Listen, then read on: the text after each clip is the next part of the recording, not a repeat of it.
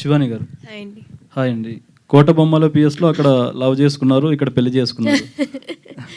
అంటే ఫస్ట్ వచ్చింది ఈ సినిమా అయినా తర్వాత మీకు రిలీజ్ అయింది మాత్రం ఆ సినిమా రిలీజ్ అయింది. అవునవును, అంటే బోత్ ఈ షార్ట్ సైమల్టేనియస్గా జరిగింది, బట్ అది ఫస్ట్ కంప్లీట్ అయింది. So basically Rahul had a small accident, like fracture అయింది. సో దానివల్ల అటు ఇటు అయింది, అంతేగాని ఇట్ వాజ్ నాట్ ప్లాన్డ్. రెండు ఒకటేసారి స్టార్ట్ అయ్యాయి, బట్ ముందు అది వచ్చింది, తర్వాత ఇది వస్తుంది. ఓకే, అంటే పెళ్లి గురించి తీసిన ఈ సినిమా మీకు ఏమనిపించిందండి? ఎక్స్పీరియన్స్ ఎలా? ఇట్ వాజ్ అంటే it's a very beautiful cinema అండి. అంటే లైక్ చాలా సింపుల్గా మీకు life is very simple, relationships and మీ ఈగోస్ అవనివ్వండి or whatever small emotions మీరు అప్పటికప్పుడు షార్ట్ టెంపర్డ్గా తీసుకోకూడదు.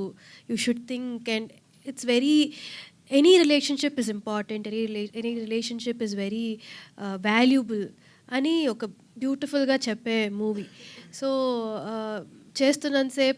విన్నంతసేపు చేస్తున్నంతసేపు చాలా హ్యాపీగా హాయిగా నడిచిపోయింది. బట్ తర్వాత సినిమా చూసినప్పుడు ఓకే, ఇట్స్ ఆల్సో చాలా, అంటే ఎక్కడ కూడా ప్రీచింగ్గా చెప్పం.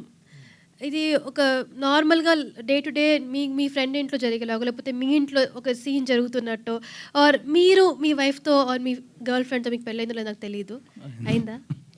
సో మీరు మీ వైఫ్తో ఎలా మాట్లాడుకుంటారు, అలా మీరు ఈజీగా రిలేట్ అయిపోతారు.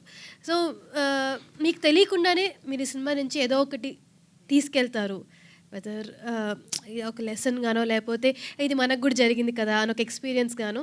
సో డెఫినెట్గా ప్రతి ఒక్కరు రిలేటబుల్ ఫీల్ అవుతారని అనిపించింది సినిమా తర్వాత చూసినప్పుడు. And I personally had a blast shooting. ఇది ఫ్యామిలీతో కలిసి చూసేలా క్లీన్గా ఉంటుందా? డబుల్ మీనింగ్ డైలాగ్స్ ఏమైనా ఉంటాయి? అంటే ఇప్పుడు డబుల్ మీనింగ్ డైలాగ్స్ అని ఎలా చెప్పాలి, మనం డే టు డే మాట్లాడుకునేటట్టే ఉంటుందండి. దాన్ని మీరు క్లీన్గానే అర్థం చేసుకోవచ్చు, డబుల్ మీనింగ్ అని అర్థం చేసుకోవచ్చు. It depends in your mind set. టీవీలోనే ఇంకా ఎక్కువ వస్తున్నాయి. అండ్ డబుల్ మీనింగ్ డైలాగ్స్ వాడాలని వాడిన సినిమా కాదు. సో అలా డైలాగ్స్ ఏమీ ఉండవు. ఇట్ బి వెరీ మనం డే టు డే మాట్లాడుకునేటట్టే ఉంటుంది, క్లీన్గా చూడొచ్చు, అందరు చూడొచ్చు. ఓకే అండి, షూర్.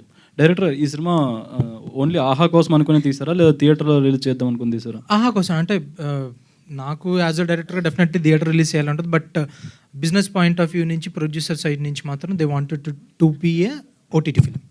ఓకే, రాహుల్ అన్న, first of all congrats.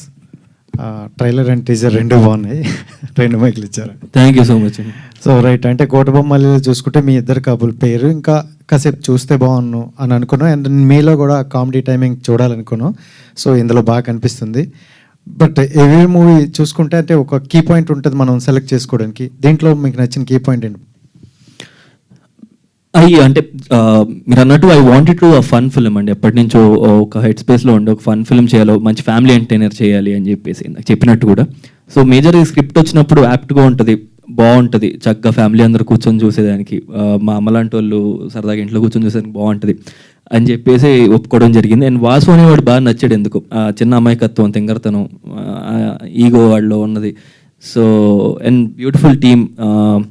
Yeah అంతేనండి, పెద్ద రీజన్స్ ఏం లేవు. కథ విన్నాను, ఫెల్ట్ ఓకే ఇది వర్కౌట్ అవుద్ది, మన ఫిల్మోగ్రఫీలో ఇలాంటి సినిమా ఉంటే బాగుంటుంది కదా అనిపించింది, ఇంకా చేస్తాను అంతే. రైట్, మ్యారేజ్ అయిపోయిన వాళ్ళు హెల్మెట్ వాడాలా వద్దంటారు? పర్సనల్ చాయిస్ అండి. అంటే వెళ్ళినప్పుడైతే డ్రైవింగ్ వెళ్ళినప్పుడు కంపల్సరీ అందరూ హెల్మెట్లు వేసుకోండి, అది బైక్ డ్రైవింగ్, లేకపోతే యాక్సిడెంట్లు అయితే.